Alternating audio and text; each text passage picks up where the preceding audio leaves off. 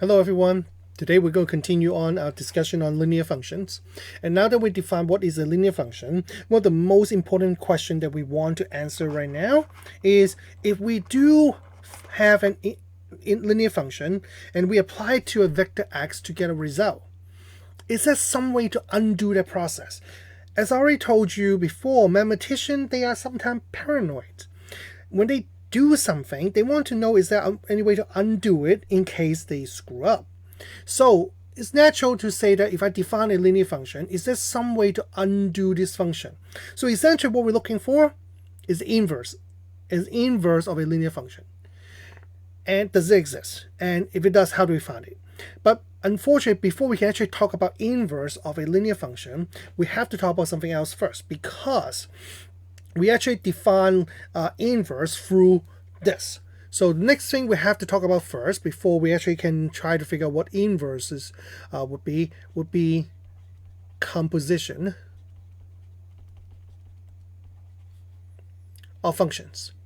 Composition. So what does it mean by composition? So you probably remember learning it back in Algebra 2. Composition is when you take one function and you plug it into a second function, or use one function as an input of a second function. So basically it means the following. So let's say given, let's say two functions, f and g. Okay. For real value function, let's say I define f and g both to be from R to R, single variable real value function. The composition of f and g is given by the formula f composition g of x is equal to f of g of x. So the composition concept basically means that you take one function and plug it inside another function. I usually refer to this function right here, the function g, as the inside function. Function f is the outside function. And important to understand and remember is that composition of function is not always commutative.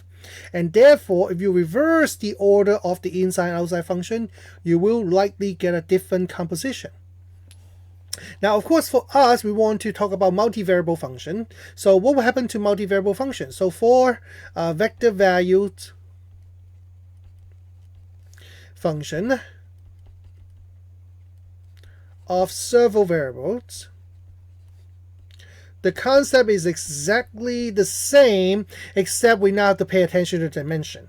So in this case, let's say the function f met from Rp to Rm, and the function g met from Rn to Rp. Then the composition f composition g would map from Rn to Rm. Also important to note, in this scenario here, g composition f does not exist.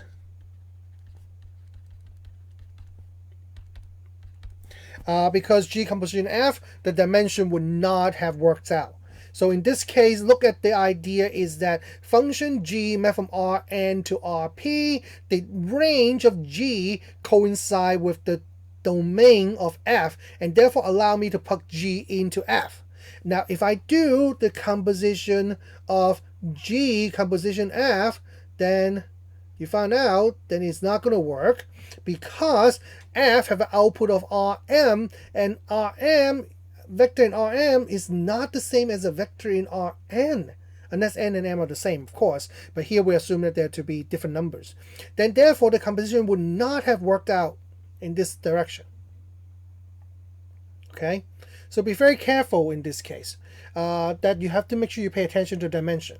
So now that we kind of know how composition work, how does it relate to linear function? So that we turn to theorem 3.1.5.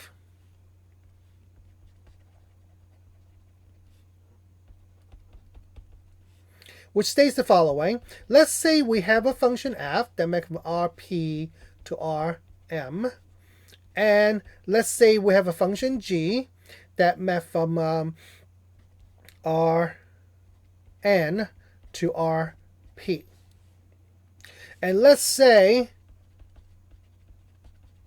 f and g, let both f and g be linear. And in this scenario here, let's say, for instance, f would take a vector y, which is Rp, and that would turn into A times vector y. And let's say G would take a vector x and multiply that with matrix B, and that give out vector y. And remember, the idea is that so that I can put G into F. And vector y would be in Rp, which is perfect to be the input of F, and pop out some kind of output A times vector y. If this is the case, then what happens is, if I now form a composition, F composition G of vector x, notice what happened. That means, by definition, that is F of G of vector x. And that would mean F of B times vector x. And since our function f take whatever it plug in and multiply by matrix A, it becomes A times B vector x. And based on the associative property that you learned last year in chapter 2 about matrix multiplication, you can actually reorder by multiply A and B first, then multiply by vector x. So very important here, the reason why this is very important here is that this basically tells me that when I have to do a composition, I can do exactly what the composition does. Plug the input into the inside function first, get an answer, then plug it into the outside function, then get an answer. But I could actually form the composition function by simply multiplying the two matrices together. Now, however, I do want to point this out, and definitely something worth writing down for yourself, is that matrix multiplication is not commutative. So therefore, you have to pay attention to the order of which you multiply things. So notice when we define f is A times whatever the input. So therefore, in this step, I have to write A times the input, which is B vector x. If you put this right here as B times A, it will be incorrect. As a matter of fact, in this setup, B times A does not exist. Why not? Well, let's see. Okay.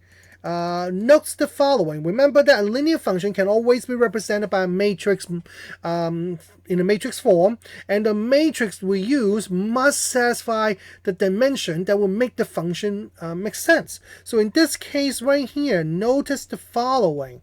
The function f mapped from Rp to Rm, and therefore tell me that matrix A is a M by P matrix. And if I look at function G go from Rn to Rp. And therefore, matrix B must be a P by N matrix. Now consider what happened if I multiply A and B together. Well, A is a dimension M times P, and B is a dimension P times N. And notice, in order for matrix multiplication to be valid, these two numbers, the two inside number must be the same. These two inside number must be the same. And then the output is these two outside number. So therefore, tell me that this must be an M by N matrix, and therefore indicate that the composition should map from Rn to Rm, and it does. That's the beauty of it. Now, if you do B times A, would that work? Well, the answer is no, it doesn't, because B times A would mean you're picking a matrix that's P by N multiplied by a matrix that's M by P, and unless M and N are the same, you're not going to be able to multiply them together. Now, what's important about this theorem is this right here. Notice that now I have a matrix form for the composition. And because of that, that indicates that the composition must also be linear. Because remember, all linear function can be represented in a matrix form. So therefore, in this scenario right here, important to realize that if f and g are linear, then f composition g is also linear. And its matrix form will be defined by using the product of the two matrices from f and g in the correct order to form the function f composition g. All right, now this is actually a very interesting theorem, and we will use this concept a lot, so make sure you understand it. And the reason why this is very interesting is because the following. Students often think that to multiply the two matrices together to form a new linear function, when you have two linear functions, would be a multiplication between the linear function. But that's not true. We actually not going to talk about multiplication between linear function, because more often than not, multiplication between two linear functions is not a linear function at the end. So we don't want that. We want to be able to combine linear function together to continue to form linear functions, so that things that we know, property that we know about linear function would still continue to apply. And composition is actually what causes the matrix that define those linear functions to multiply together. Composition, not multiplication between linear functions. It's composition between linear functions that causes the multiplication between the matrices of the linear functions. So very interesting. Now, I'll show you a very simple example just to illustrate the concept.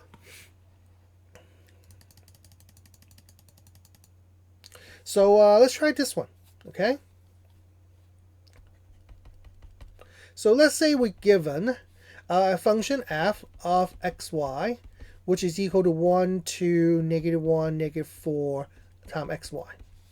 And then we'll define a second function, g of xy, and that would equal to 0, 1, -2, -3 xy. And notice that both of these functions, f is mapped from R2 to R2, and g also mapped from R2 to R2. So first thing I'm going to ask you to do is, what if I want to find f composition g of xy?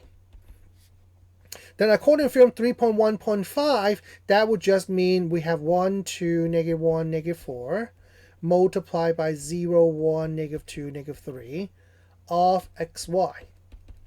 And matrix multiplication require me to basically form dot product between the row of the first matrix with column of the second matrix. So if you do that correctly, and take a minute to pause the video so that you can try it out, and once you try it out, you can then unpause and continue the video. If you do it correctly, you should get this matrix.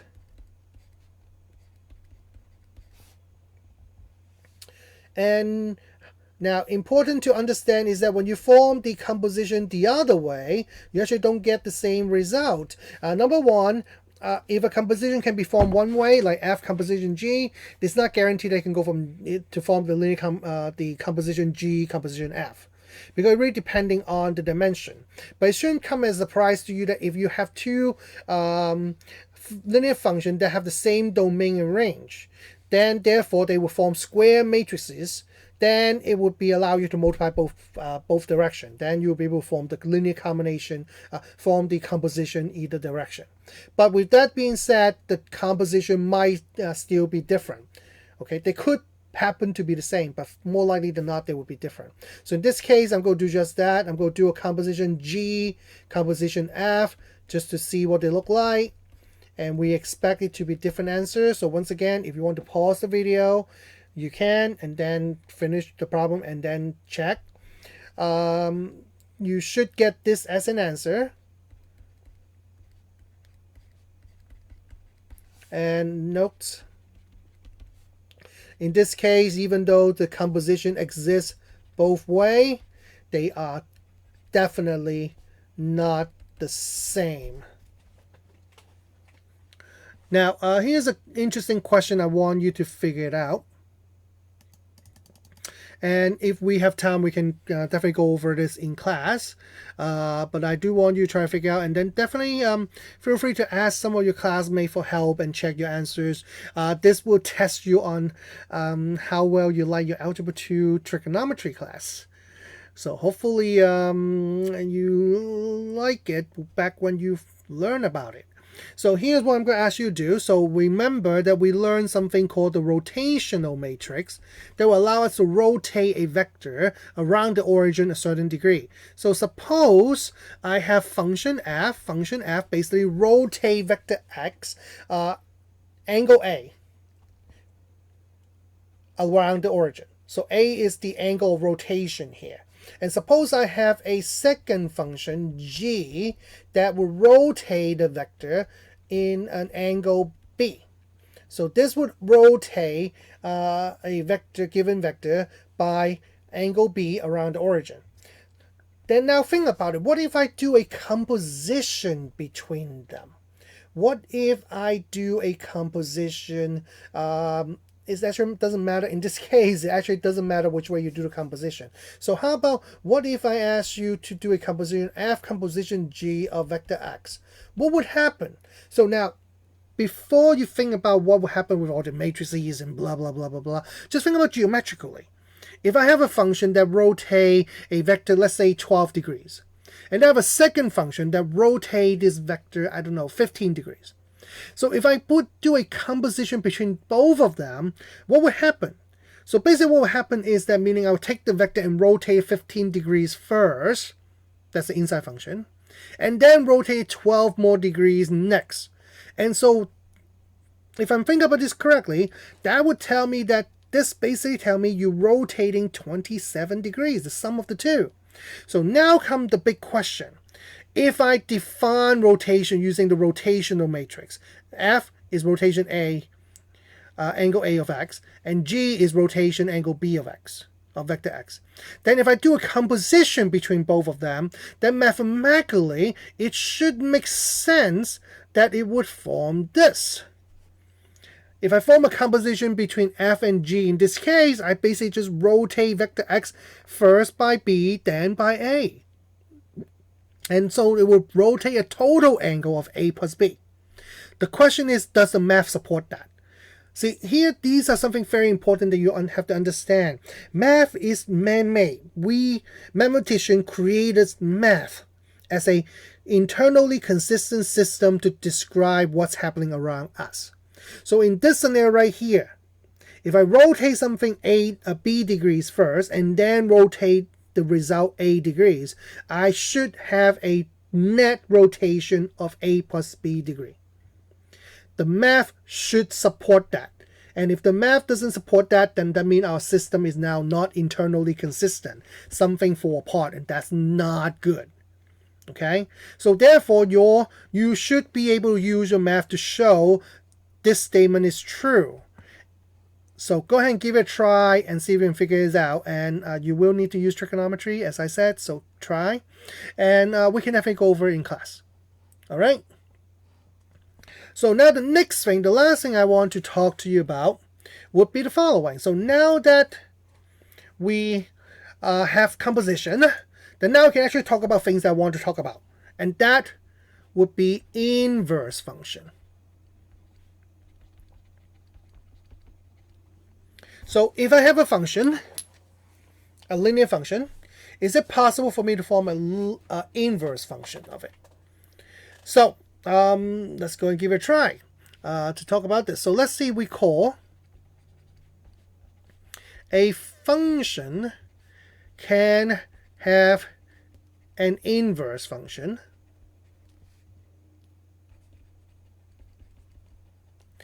if this is true, if it is a 1-to-1 function. So that means, what does it mean by 1-to-1 function? It means that it's a function where there's one input for every one output, and every one output can only associate with one input. So okay, there you go. All good. So now let's suppose the following. Let's say we have function f that map from some kind of domain into Rm. So I'm not going to put Rn, but just because there might be vectors in Rn that we don't want to use as a domain. So let's say we have a function that have a specific domain that map into the Rn. So with we're going to define D being the domain of the function f, and let's say it is a subset,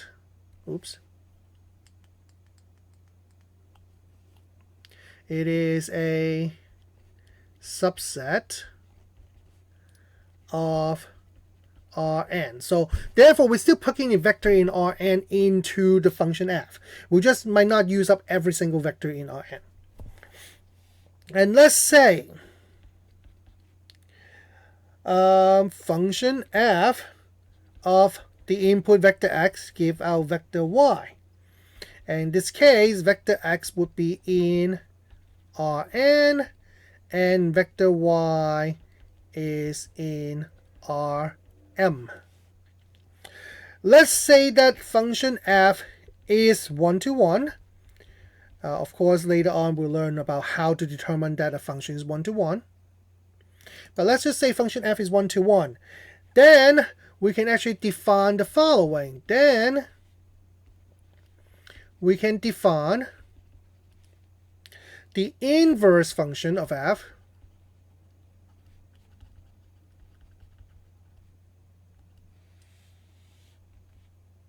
as follows.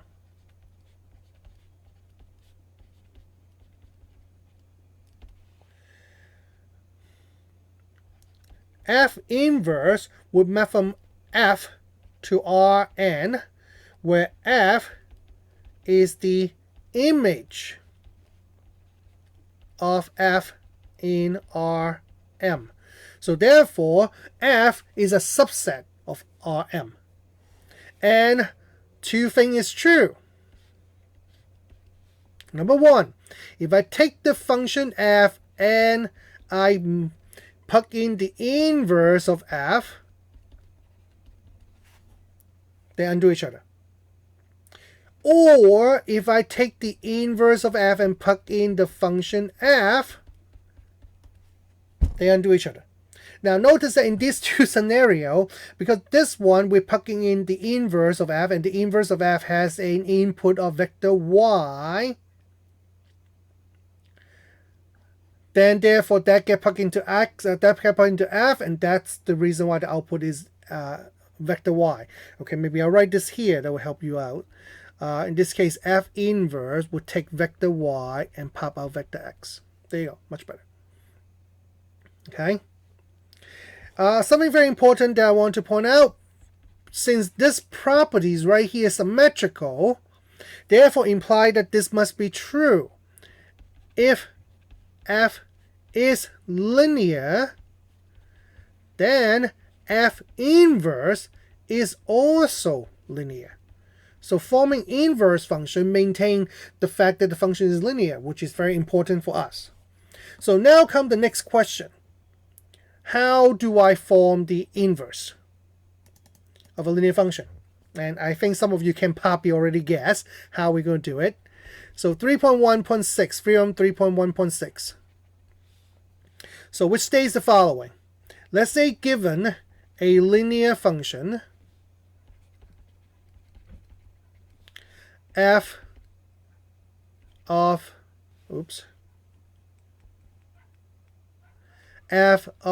vector x equal to a vector x. And let's say in this case a function f map from Rn to Rm. Some domain, well actually I should say f map from D to Rn, but let's just say, you know, it's some domain of f. And let's say f of vector x is 1-to-1. F of x is 1-to-1 if this is true. If all of the columns of A are linearly independence. Oops.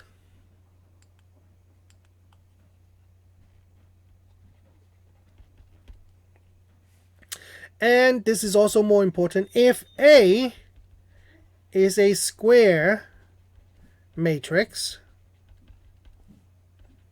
and A inverse exists. Now remember, A inverse doesn't exist unless A is square. If A inverse exists and if A is a square matrix and A inverse exists, then we can define the following. Then F inverse of vector y would equal to A inverse times vector y. And maybe I'll amend that here. So that equal to vector y. So therefore, here's something important which we mentioned. F inverse is also linear. And because it has an inverse, which is F, therefore imply that F inverse is 1-to-1 also, because otherwise it won't have an inverse.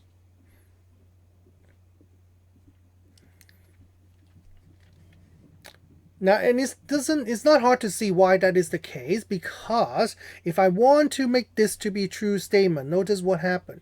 If I take F times F inverse of vector y, what would happen? So that would mean that I would have A times A inverse of vector y. And associate probably tell me that I can do A times A inverse first, then multiply by vector y, and that just become identity times vector y would just become vector y. There you go. And I can definitely do the composition the other way to show that it also worked. So suppose I would do F inverse of F of vector x, then that just become A inverse times A times vector x. And again, by associate property, I'm going to say that's A inverse times A of vector x, and A inverse times A is the identity matrix, and identity matrix times any vector become just the vector itself. So that's why that is the case. So be careful with this. In order for the inverse function to exist, two things must be true. Is that first, the function f must be 1-to-1, and second, matrix A must be square so that the inverse can exist. Now, I'll give you a very simple example to show you.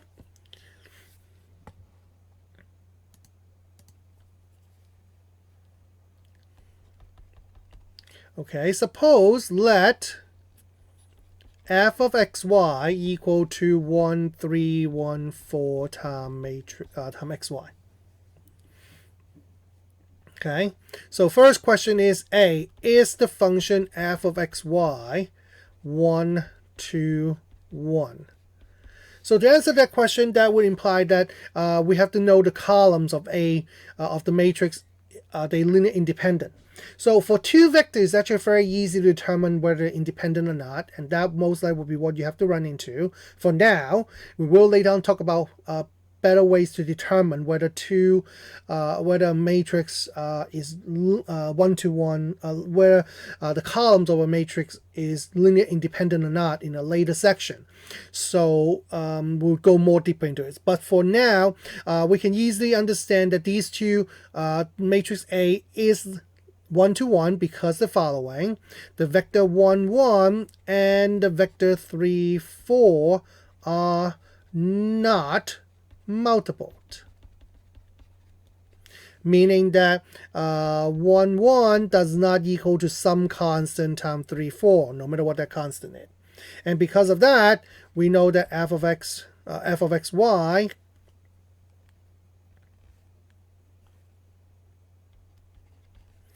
is 1-to-1.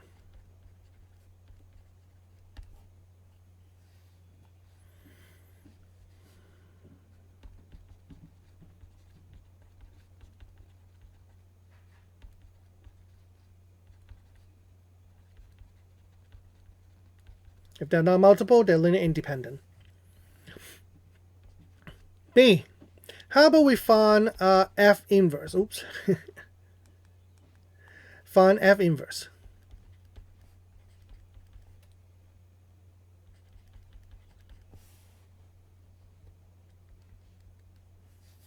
So how do you find F inverse? So in order to do that, I have to find A inverse. And lucky for us, for a 2 by 2 matrix, we have a very handy formula that would say A inverse will equal to 1 over AB minus BC. Sorry. D negative B negative CA. So in this case, it will come out to be 1 over AD.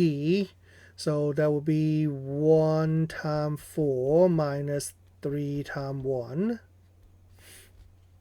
And then it'll become 4, negative 3, negative 1, 1. And lucky for us, this thing just come out to be 1.